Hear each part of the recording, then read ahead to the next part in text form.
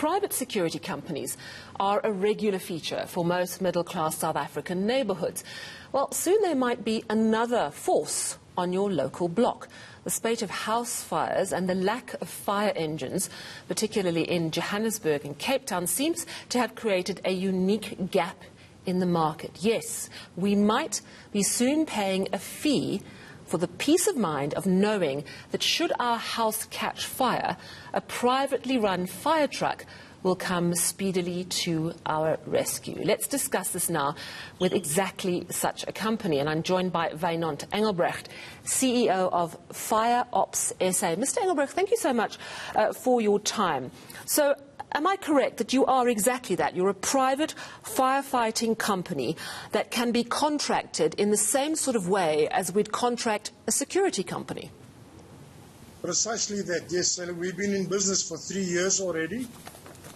We operate in Johannesburg. We've got 3 fire stations at the moment, opening the 4th one at the end of this month in Rosebank, yes. So how many clients do you have? Do you contract neighbourhoods, individuals? How does it work? We contract estates and corporate companies and facilities managers on corporate buildings. And we, in fact, contract security companies who hook our service onto their existing product baskets. And are you the first and only such company doing this?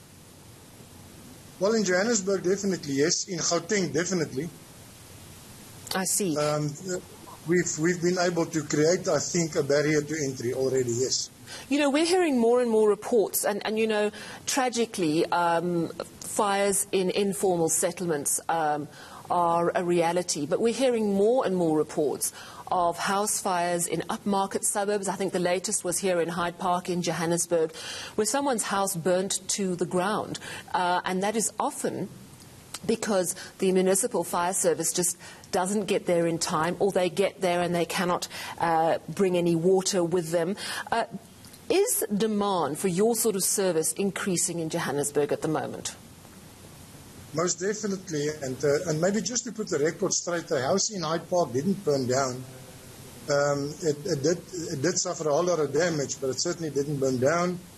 And we were also in attendance there with Johannesburg Fire Department, and I can attest to the fact that more than half of that building is still in a good condition. But yes, the demand absolutely increases by the day, and it's not only just firefighting, but also for rescue services. You know, we also do extrication of victims out of car wrecks and truck wrecks and so on. And on a daily basis, I would say we respond to between 3 and 5 incidents per day in Joburg.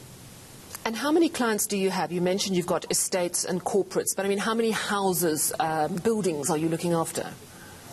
Several thousands. And the bulk of that is made up of security company interest.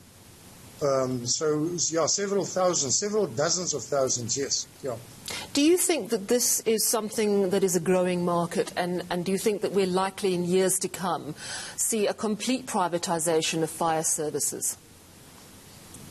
Yeah, absolutely. It's not actually the privatization of fire services. That would mean that one would privatize the municipal service, which isn't happening here. This is the creation of a parallel service, and I think there is such a big scope that I almost daily invite businessmen and say, entrepreneurs, please come join and see how you can serve the city.